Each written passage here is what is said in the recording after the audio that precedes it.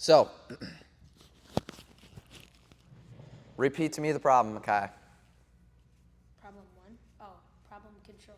Right? Problem 1 is we don't have a lot of control. We can't do anything about that. Problem 2 is we respond to that by trying to control things. We can't. We fight against it. We don't accept it. We don't accept that we have little control. And that wastes our energy and the power that we do have currently. Because are we all dealt different cards, kids? We are. We're all dealt different cards in life. But can we do anything about that? That's that little control piece I'm talking about. Most people respond to that by complaining or fighting against it or not accepting it or wishing it to be different or wanting, right? And that doesn't do us any good. It's wasting energy. Coming from last class. We're bringing a lot of things we learned from last class. Cool? Yeah. Okay. So, the paradox of control, kids. All right, do we know what a paradox is? It's okay if you don't. It's a complicated word. So a paradox is something that sounds counterintuitive or sounds like it should be really wrong, but isn't, right? So it's a paradox in a way you wouldn't think it'd be true when it is. Does that make sense? So the paradox of control is essentially when we give up control, when we stop trying to control the things we can't, we actually gain so much of it. Why is that? Because we can do better in things we can control. Boom, right? Because think about it. If I give up trying to control things, right, I'm going to have all that energy to use on things I can actually control. Isn't that weird? Mm-hmm. So when you stop trying to control things like results or other people or other people's perceptions, I want people to like me, right? We're wasting energy because you can't do anything about that. You could be the best person, you could be the best human being in the world. Someone has to have the eyes to see that. If they don't have the eyes to see that, they still could think you're not a good person. Isn't that crazy? So that's a perfect example. A lot of us get caught in things that we can't control, and we try to change it, and it's not going to work. It'll keep going down rabbit holes endlessly that'll never fix what we want to fix. Make sense? So what's the paradox of control? The moment you surrender control. Or no.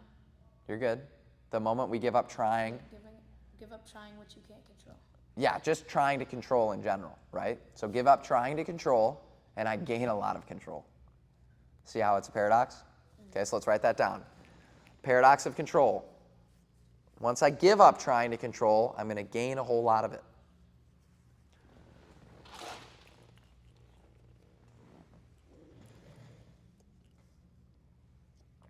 And again, how does that work? Why would I gain more control by giving it up? Because when you stop wasting your energy on the stuff you can't control, you'll put more into what you can. Yep. Is that what you're going to say? Beautiful. Because it's opportunity cost, right? We have limited amounts of energy. It's not unlimited. So when we spend it somewhere, it's not being spent somewhere else.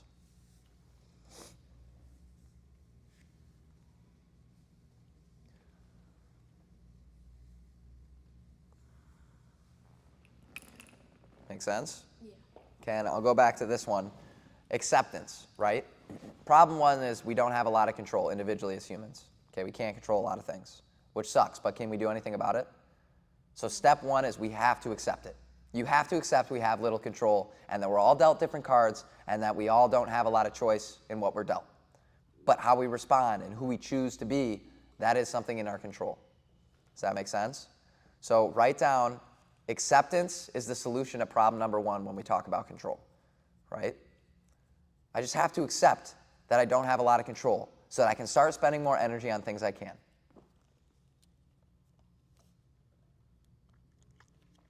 Because there's 2 choices in that situation. One, you could fight it, right? I could fight it.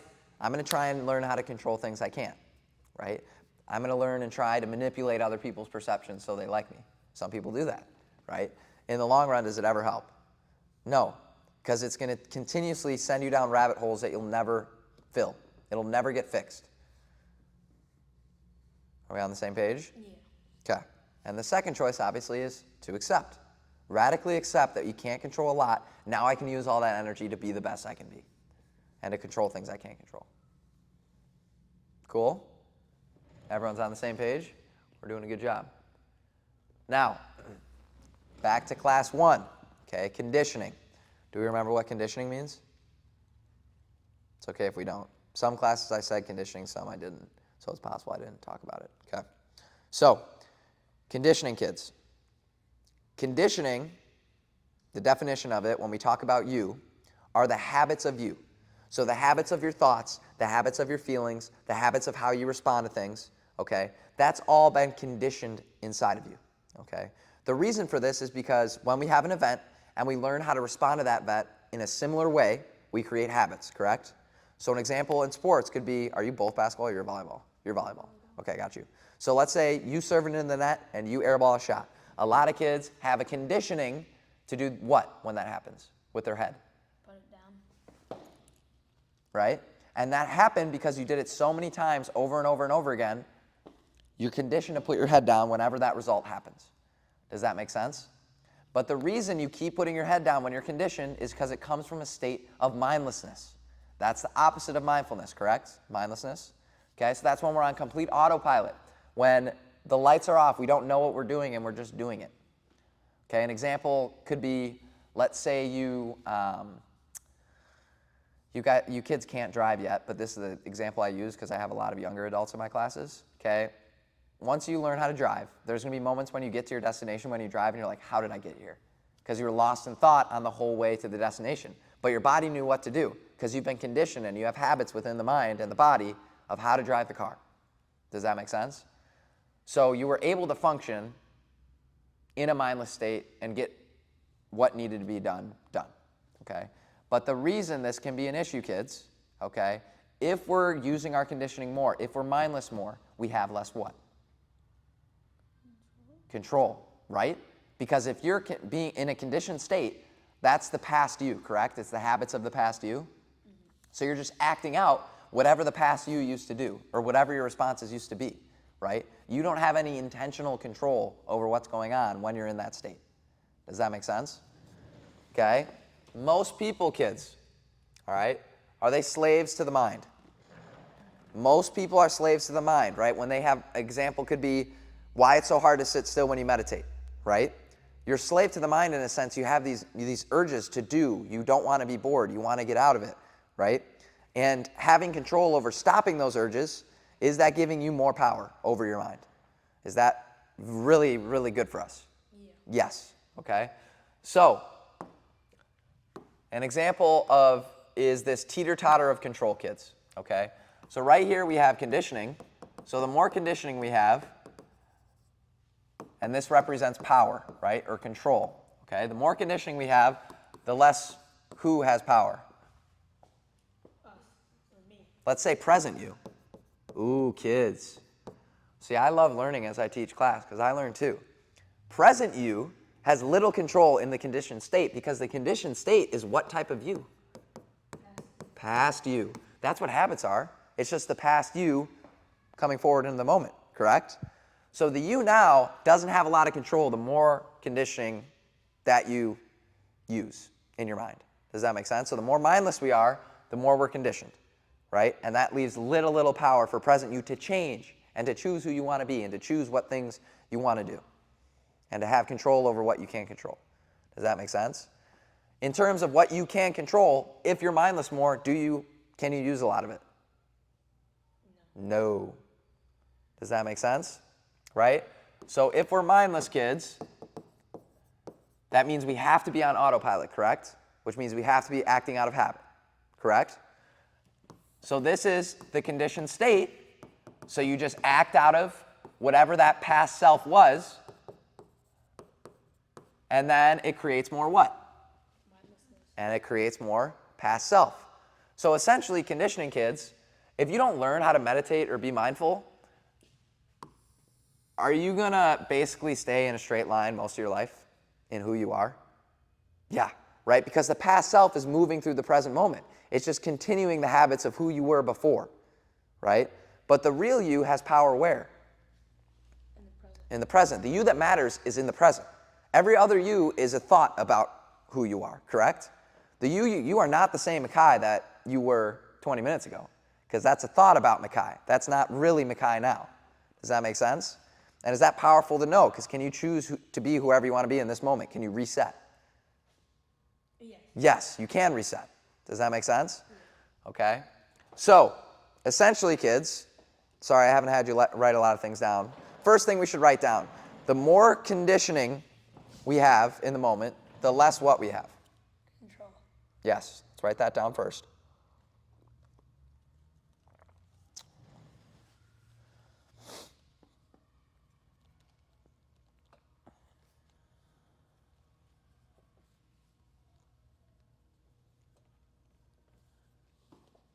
Okay. And where does conditioning arise from? Being in what type of mindlessness? Let's write that down. Mindlessness grows conditioning.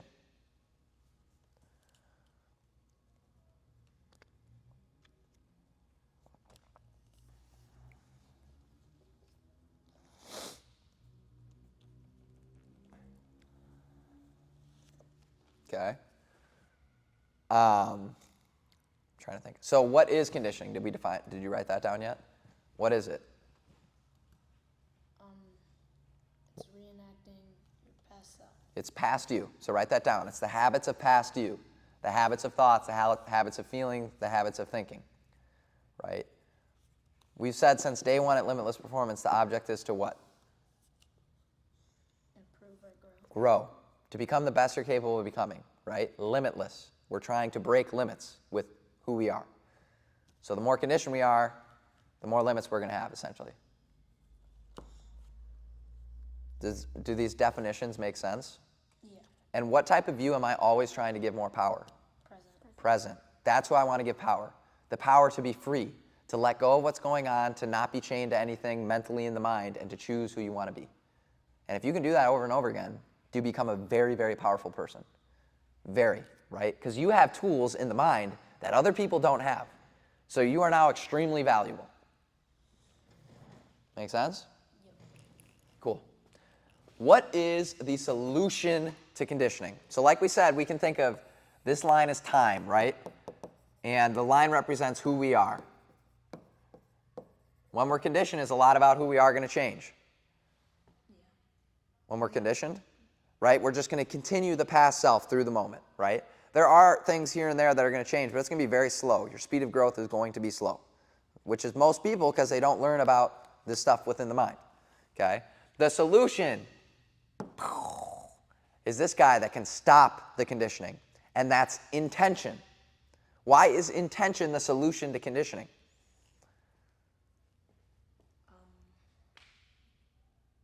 Is it because it stops that habit? Well, what does intention mean? You're correct. It does stop the habit. It's not a habit. You do it On purpose, right? So write that down. Intention is the solution, and intention is something you do on purpose.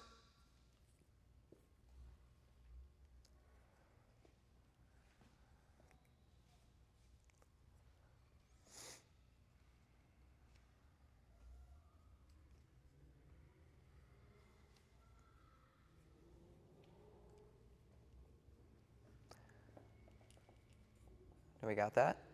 Because when we're mindless kids, when we're in that conditioned state, okay, are we choosing to do anything? No, we have no choice. And choice, having more choice means you have more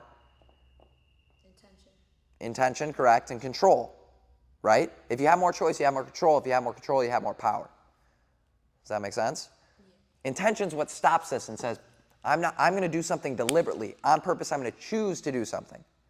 That's powerful, correct? Because this creates space between the conditioning you have and how you want to respond and how you want to change how you've been doing something your entire life.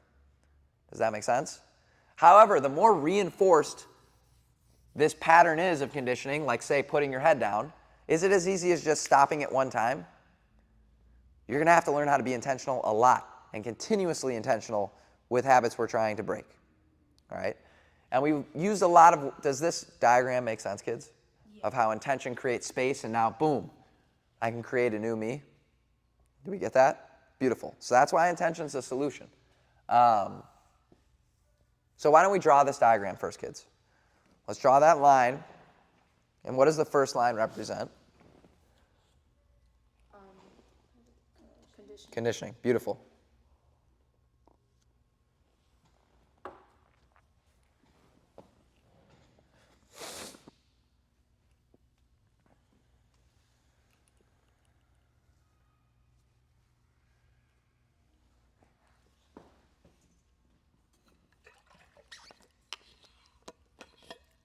Okay, and what is the circle, what is the line? Intention. Beautiful. Cool. Now, there's two types of intention, kids. And it's very important to break this down. Because most people use intention the wrong way. Okay, because intention is the solution, but you have to use the correct version. All right? The first type of intention, and this is the incorrect version that most people use, is called trying intention. Okay? Are kids your age dating people yet? Do you have some of them? Okay. So, for this example, kids, we're going to use a classmate. Okay? Once you get trying intention written down. Okay. Let's say this circle represents your classmate, okay? Your classmate really, really likes a girl, and they don't like him back. Sucks, right? But can you control anything about another person's perception? No. Most people in this situation might try to use their power of intention to try and persuade that person's perception or to try and change their mind about how they feel about them. Correct? Have you seen this happen before, or heard of it at least, or seen it in movies? Okay. So this type of intention has an expectation or a wanting attached to it, right? This is the exact reason this intention doesn't work, because are they trying to intend to change something they can't control? Yeah. You're using your intention to try and control something you can't, which is the whole point of intention. So it doesn't work, right? You're using it poorly. You're not using it correctly. Does that make sense? This expectation, this wanting of what you want to happen when you intend something is the problem. That's what creates the separation and the tension and the struggle, the strain and the suffering. Does that make sense? The second type of intention, which is the one we want, okay, is surrender intention. What did we learn about surrender? What is it? Giving up, trying to control something you can't. Perfect, right? Surrender is giving up trying to control things you can't. So let's take this same scenario. This girl, I really like this girl. She doesn't like me back. It sucks, okay? But instead of intending to try and persuade her perception, right, just have the intention to be the best version of you, right? And you're surrendering to the result. You're not expecting her to like you back. You're not wanting her to like you back. You're just trying to be a better version of you and responding to events in a better way. Does that make sense? So there's no expectation here. There's no added layer to what's going on. You're just being intentional in the best way you can, and you surrender. You're not trying to control anything. Does that make sense? This will grow you a lot faster because you're not going to get stuck in all these illusions of things you want or expectations. Are we on the same page or no? Yeah. We get that? So which one do we want? Surrender intention. Because that intention isn't trying to control things it can't. Right? Another example could be like friends, right? Let's say you want a friend to like you and you try and give them a compliment, right? And they don't receive that compliment how you wanted to receive it, right? The reason there's an issue is because you had an expectation with your intention. Does that make sense? So we have to learn how to be intentional without expecting anything in return. That's powerful, right? Because then you're just focused, I'm going to be the best me I can be. That's all I could do, is intend to be best me. Because I can't control results. And that's actually another paradox. It's going to give me more when I stop worrying about results. Because you're not wasting energy. Make sense? It comes back like this building I use as a good example, right? I never thought about this building a lot, like getting to this point. And is that probably the reason I got here a lot faster than maybe most other sports owners? Yeah, because that wasn't my concern. My concern is being the best I could be in moment to moment. Being the best I can be for you kids. Because if I can be the best I can be for you kids, you go home, you talk to your friends, you say it helps a lot, right? And then it just grows a lot faster. But I'm not worried about what others think because I'm trying to be the best I can be, and that's all I can do. Does that make sense? So that's how that kind of grows us way faster than most people, because they're the ones that get hung up on that expectation or wanting of something with an intention. Cool? Any questions? No? You're good? So essentially, if we're more intentional, we have more what? Control. Beautiful. The right type of intention, right? So you can write down how to know how powerful a person is, right, is how intentional they can be.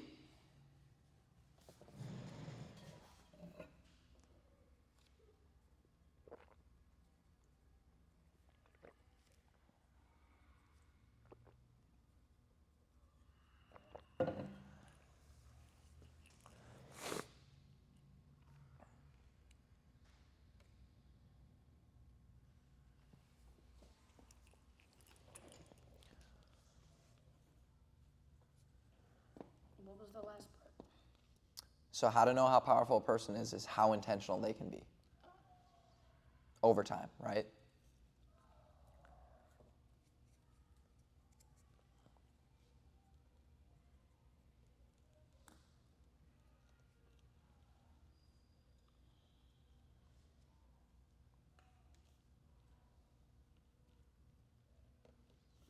Cool. And so this actually gets me into what the key is, right? It's continuous intention, right? Because all of us, if we wanted to right now, snap the fingers, could we turn on resetting into the moment, being fully here, being fully intentional? In any moment, we can do that, which is why it's so awesome, okay? But the key is holding it, right? Continuously being intentional. That's the hard part, right? Because when we get lost a lot and when we're more mindless, that gets us farther away from continuous intention, which is why so many people get tripped up, even when they really, really want something and they can't seem to change it. Make sense? So, where are we at for time, kids? Someone want to check for me? Sorry, my phone's recording, otherwise I would do it. 144. 144, okay, awesome. So, let's first think of two players. Let's say they're basketball players, Riel, just for this example. All right. Growth potential represents how much space we have and room to grow in something. Okay. If you've been playing basketball for a really, really long time, that means you've probably grown a lot through the years, correct? So, someone that is very, very well versed in basketball versus someone who has not played basketball a lot, who's going to grow faster if they work on the same things? Who do we think? The person who already played. Or no. The person that hasn't played. So when you first learn a new skill, normally it's really rapid improvement, correct? Because there's so much room to grow. You haven't tapped into that skill yet, right? I'm not saying that we shouldn't work on skills after we've worked on them for a while. You're just going to grow a little slower than it would be if you started for the first time. Does that growth potential term make sense? So potential represents the room that hasn't been filled yet in terms of your growth. Now, to make this diagram look a lot better, kids, what could I do to this? Because is there a cap to your potential? There's not, okay? But the more room there is, right, that represents growth potential.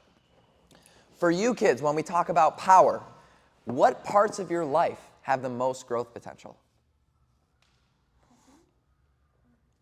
For sure. The more present we are, the more growth potential we have, because that gives us power to be here and to be intentional. 100%. When we care about things, do we tend to be more focused and present and intentional? Yeah. Mm-hmm. In things we don't think matter or aren't important, what do we tend to do with our mind? Focus on Do we shut it off? yeah. Do we go into mindless mode? If we're in mindless mode, are we conditioned? Yes. Yeah, if we're mindless. Does that make sense? Right? And so in things we think aren't important, so example could be chores or homework or something that you're trying to get done as fast as possible, right? Your mind is still working, but you're not aware of what's going on. You're kind of just doing it. Does that make sense? And so the small and ordinary and mundane moments, those have the most growth potential for you. Because are you always training yourself? Yes or no? Yeah. We are. You're always training yourself whether you like it or not. Because your attention's always on something, but we want to use the intention on purpose, right? We want more of that. But most of us don't do that. Are you with me? Okay. So, why don't we write that down? Okay. In terms of growth potential, right? You're always training yourself. You can write down, I am always training myself. Whether I'm trying to or not.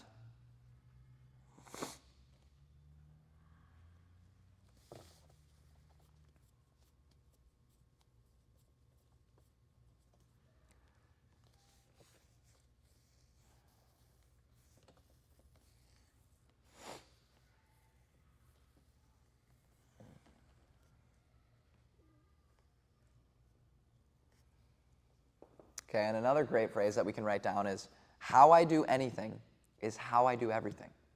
Write that down.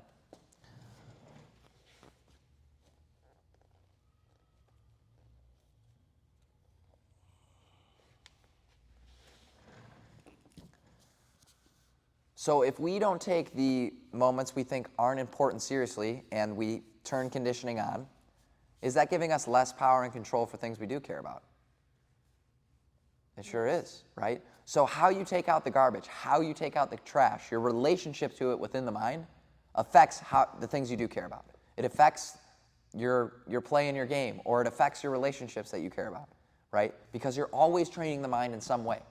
And if you're turning the mind off and you're letting conditioning do the work, you're giving yourself less power. Do we get that? Yeah. So do we get why kind of the small, ordinary, boring moments of life are gold? Those are the moments where you have the most room to grow. Those are the moments that can help you with your soccer or your basketball, because that's how you train yourself, right? How I intentionally approach the garbage should be the same for the game. Does that make sense? Even if I don't care as much about the garbage. Everything you do can be used for you.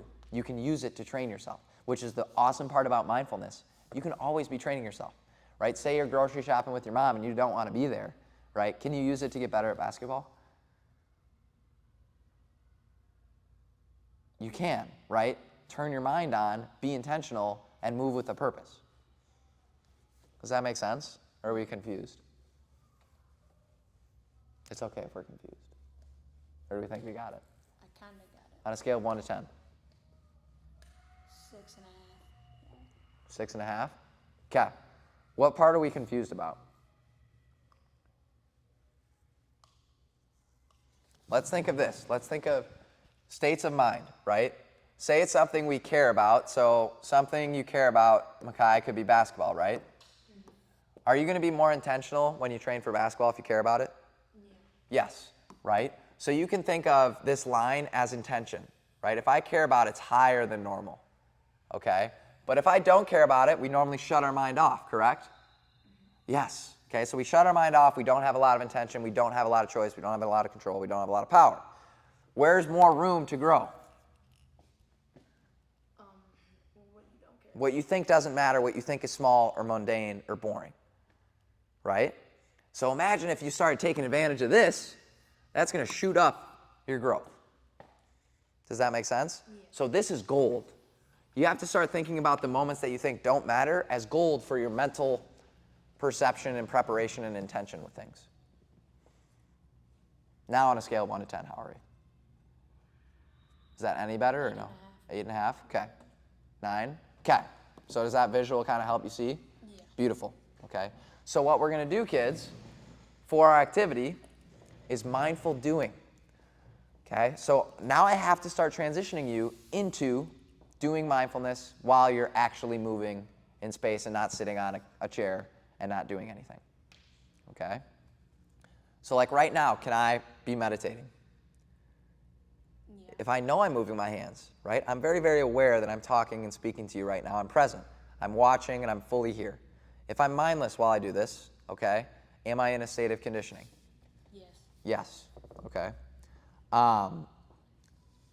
Life is the practice. What do you think that means?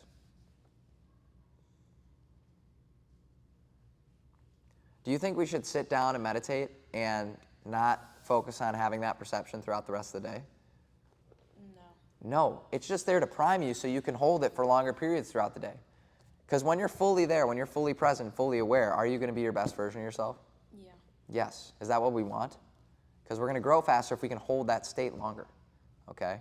So mindful doing helps prepare us to be mindful throughout the day, to be able to practice meditation and mindfulness while you're grocery shopping with your parents. Because you can get better at basketball without having a ball, because that mental preparation will translate to your game. Are we seeing how it all connects? Yeah. Okay. So mindful doing, what we're going to learn today is how to mindfully walk. Okay?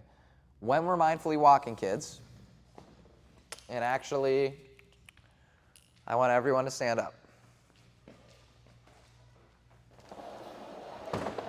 Why do you think mindful walking is something we're going to practice? When we walk, do we do it mindlessly a lot of times? Yeah, because it's been out of habit. There's nothing really exciting about walking unless you've done it for the first time, right? So we kind of shut our brain off, okay?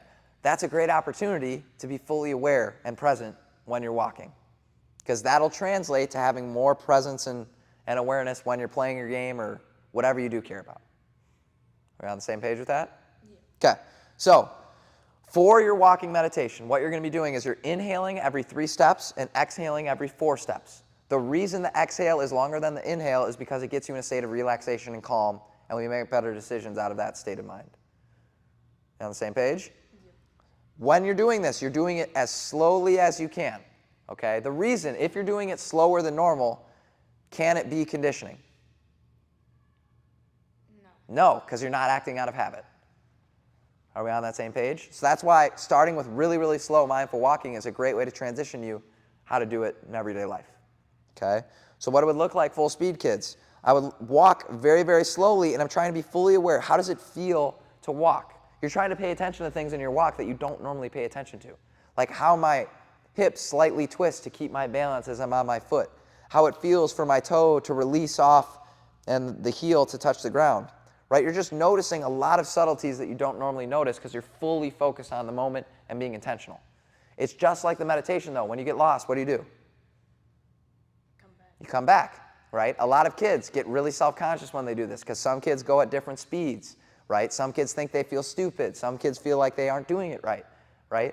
Are all of those bad, those thoughts? No. Getting lost in them is. Not knowing that you're experiencing them, that's the enemy, right? So just notice it, let it go, come back to what you're doing. Make sense? Yeah. So full speed, this is what it would look like for your time. So Brielle, you'd have 7 minutes. So you'd have your phone down and you'd find a walking pathway. What this means is once you get to the end of that 7th step, you turn around mindfully and walk back again.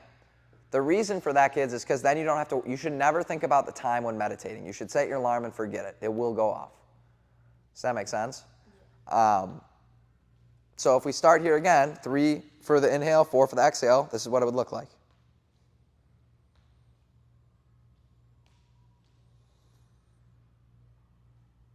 Started my exhale.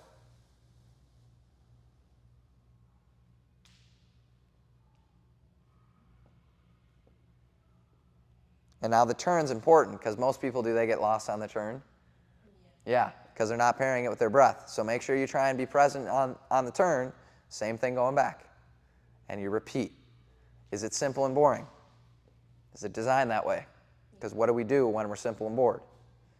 Drift off. We try and escape, right? We're doing the opposite of that. We're trying to bring more energy to the moment when we don't want to be here. Make sense? So all it is you're focused on being as present and intentional as you can possibly be. Is that cool? Yep. Are there any questions? Okay, we're going to practice, okay? So get yourself situated, all right? Go at your own pace. Don't worry about anyone other than your present awareness, all right? Once you get to this end, you'll go back. Cool? And I'll use this thing for time. On your marks, get set, go.